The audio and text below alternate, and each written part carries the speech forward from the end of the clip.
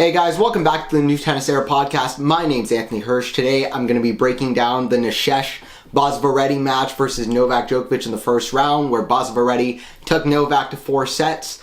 I'm going to break down what happened set by set, go point by point, also discuss some stats and stuff like that. Please don't forget to subscribe. Please don't forget to like all that stuff. I appreciate you guys joining in for this one. So, Basavareddy, a very talented 19-year-old American player, got to the semifinals of the Next Gen Finals, and he was really keeping up with Novak for the first set and a half, really, nearly playing at Novak's pace of shot, which was really impressive. He was winning more of the long rallies. He was winning all of the forehand cross-court rallies, and Novak was not at his very best, but also Basavareddy was playing very well. But certainly Novak, whenever he was pulled out wide to the forehand, he was missing all of those shots, but his serve was really good. Novak served lights out in the fourth set, and I'll get into all of that. So he ended the match better than he started, playing more aggressive, coming to net.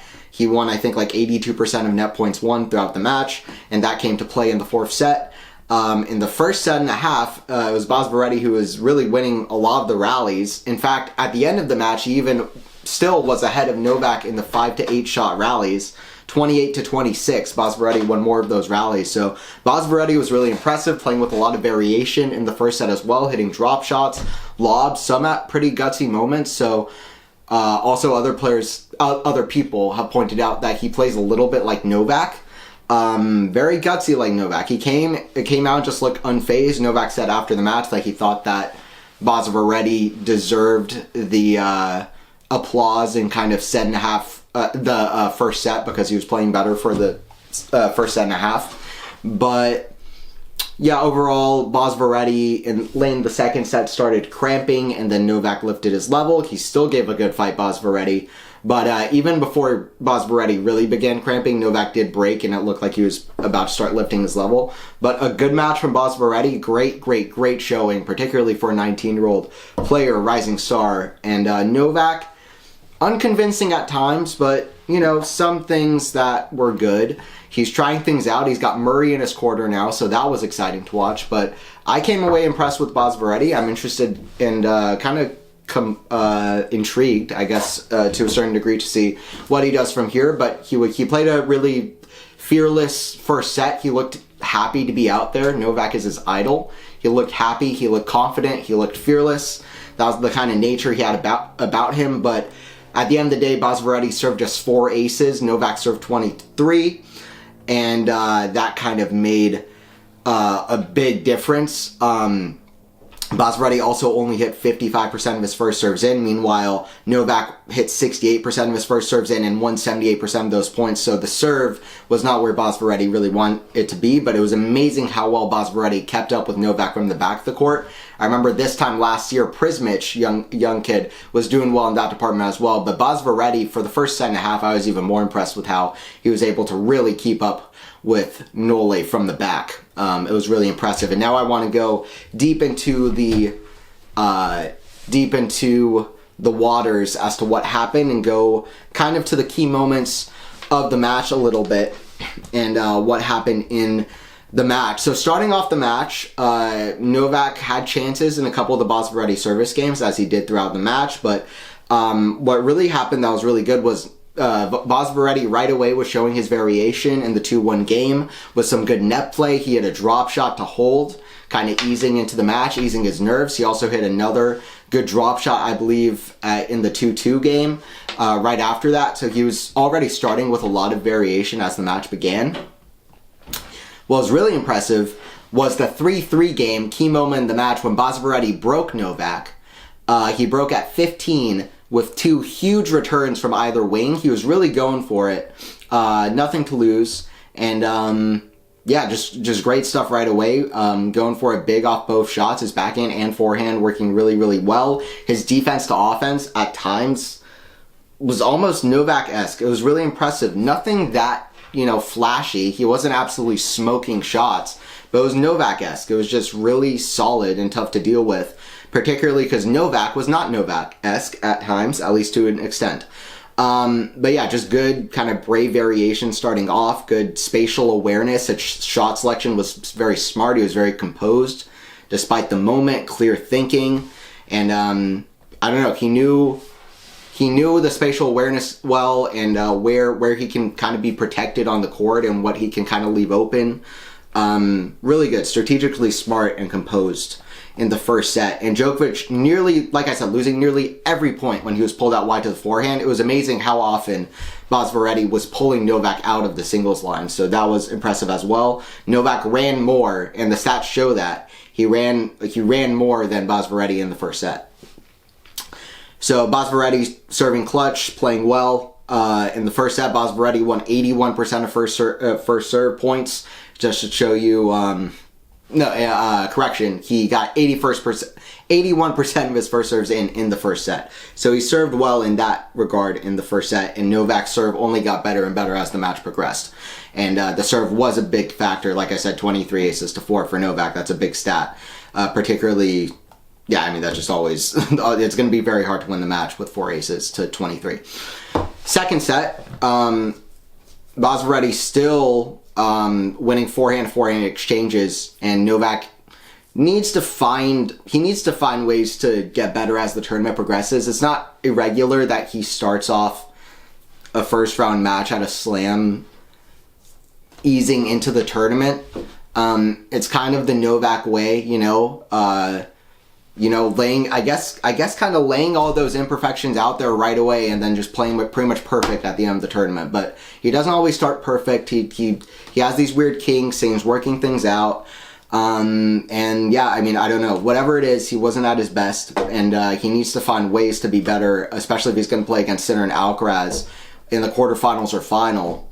He needs to find better ways to extend to the forehand out of the corner, and find ways to finish off that side as well, because you know that if he's going cross forehand with the young guys, that they're going to be able to find ways to finish. Sinner and Alcaraz forehand down the line is a weapon for either player. So just the low forehands from Novak sucked. So anyway, that's what it is. 3-4 from Nishesh Basavareddy, just some short attackable serves, a double fault. Some good rallies from Novak and some good play, but not the greatest serving from Basavareddy, which really let Novak in. Nole is gonna take his chances. When he got the break points, he converted Novak, and when he gets serves that he's able to attack, he's going to attack them. So the serving really let Novak in a little bit. At 5-3, Novak finally hitting good forehands with depth and width, getting good angle on him in cross-court rallies. And right after, like, the best example of that yet, Basavareddy very clearly began cramping. Right after, like, Novak's best forehand rally of the match to that point. But it's kind of crazy, because we've seen Novak plays at such an intense level. Every point you have to be on it, right? He's always putting you under pressure, like he's suffocating you. Even Federer, they were all short rallies, right? And you would get an ace every now and again. Novak is just long rally after long rally, and there are no errors. There's nothing. He's not giving you many gifts. It's all just solid, right? Every point, and that's going to get to you at the end of the day. You have to really give in an intense effort, even to win a set. And just like shades of Holger Rune in 2021 U.S. Open, playing I think his first major match, Basavareddy playing his first major match. He begins cramping at the end of the second set. It looked really bad. And then he got broken at, I think, love or 15 in the first game of the third set, I think at 15. Despite that, he brought it to 5-4, 40-30, holding a lot throughout that third set, and really gave a fight. It shows with the Novak reaction how he really gave a good fight for Novak either way, which is a great sign. Basavareddy really fighting well, playing well. And I don't know. There's a point at 30 all where Basavareddy hits a forehand. He has a very good position where he hits a forehand. He hits it right into the top of the net, very top of the net, down the middle of the court. Had he made that forehand, I felt like it would have been interesting at that point. I felt like that was a really important point, the way the match was playing out. But he just missed that shot, and then Novak was able to win a rally on set point, back end to back end. Potentially Basavareddy should should have hit a backhand down the line to the Novak forehand instead, which was working a little bit worse than the backhand. But it's tough against Novak's backhand. Also, I feel like Basavareddy, because of the way the set was playing out, was just not confident enough in these 2 points. First with the forehand and then with the backhands. And he wasn't confident enough to go back in line to maybe test the Novak forehand, which wasn't working as well. Fourth set was a dominant display from Djokovic, just more aggressive than ever, like I said, coming to net a lot, like I was saying. He even had a 56-second service game to love. Novak hitting 74% first serves in the fourth set. So the serve really came to play for Novak. Overall, great display from Basavareddy. It was amazing to me how he was able to hold with Novak in the rallies from the back of the court. His forehand was really phenomenal. Shot selection was impressive. And just solid player. I'm interested to see where he goes from here. I like the variation. I love the variation we're seeing from some of the young guys in general. I think it's exciting. And I think people were more worried that we weren't going to get more, let's say, Alcarazes or people hitting drop shots and coming to net, etc. But it's exciting to see people doing that well. Not to say Basavareddy had a lot of success coming in, but he was playing with a bit of variation. But at the end of the day, it's Novak, and he'll be playing qualifier for Raya in the next round, who won his first match against Kotov in 3 sets, losing just 7 games. So that'll be interesting. I've never seen him play. So Novak twice in a row will play a match against a guy who's just got like nothing to lose and see how he does. But yeah, overall, the first strike from Basavareddy was not even close to what it was from Novak. Novak also winning 34% of return points to just Nishesh winning 24%, which is not surprising. And yeah, 6-1 breadstick to win the match. Overall, I didn't come away from the match thinking that Novak is in just like deep trouble and he's not a factor in this tournament at all. Not at all. But I definitely think that it was a little bit unconvincing at times. He'll be happy about the fourth set, and he'll be happy how he fought in the third set at the end, and he'll be pretty happy that he found a way in the second set. But overall, definitely some things to tinker with and fix, especially when he's going to be playing Alcaraz in just 3 matches time if everything goes to his schedule. So that's how I'd characterize the Basavareddy versus Djokovic match and how I'd break it down.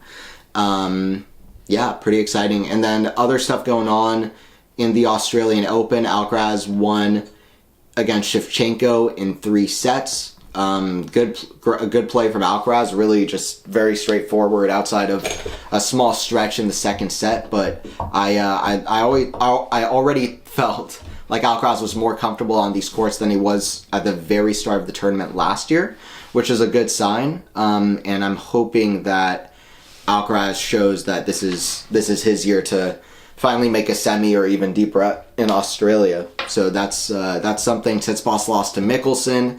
Alex Mickelson, I think, is a player that goes under the radar too much. Tsitsipas is in trouble. I think he'll be back on clay, particularly at some point, probably in Monte Carlo, because Tsitsipas in Monte Carlo is a love story. But right now, it's just the lowest of lows that Tsitsipas has ever had in his career. I mean, the stock in Tsitsipas has never been lower than it is right now, unfortunately for him. And yeah, it just is what it is. First round loss. Mickelson, though, is going to be a seed very soon. It's an unfortunate first round to get. I think Mickelson is a future top 20. I said that before this win. I stick by that. I think Mickelson's talented, and I think that he doesn't get his credit because he plays with a lot of interesting variation and he's got skills. But yeah, and that helped in the Tsitsipas matchup. I picked Tsitsipas to get to the quarters, but I probably didn't consider quite enough outside of the De Minaur potential matchup, what matchups Tsitsipas could have early on. But I definitely did pick Tsitsipas to beat Mickelson, so good win for Mickelson. Yeah, Tabilo is also out, although this is not his favorite court. Yeah, what else is going on? We've got good matches going on today. Monfils versus Perricard. We've got Fonseca versus Rublev. So there's fun stuff coming up. But yeah, that's how I break down the Australian Open to this point. Sinner, last thing, Sinner, 29 sets in a row now, which is ridiculous. 2 tiebreakers, one against Nicolas Jarry, who is playing very, very well too. So it's impressive, and it should not go unnoticed. So yeah, I mean, Sinner is the big favorite. He remains the favorite. 29 sets is already ridiculous, and for it to happen in the ATP finals, to not lose a set, to happen in Paris, now Australian Open, it's such a crazy time to not lose sets. And I just think, yeah, it's just what a run from Sinner at the end of the year. But anyway, those are my thoughts. So yeah, I'll be back for more breakdowns and all stuff Australian Open. I'm going to be doing more live streams, so check those out too, please. Check out the other New Tennis Era podcasts. You can check out my draw predictions as well. And yeah, hopefully you guys enjoyed it, and I will see you guys for more. Don't forget to like the video if you enjoyed it. Please don't forget to subscribe to Quality Shot Tennis. I'll see you guys in the next one.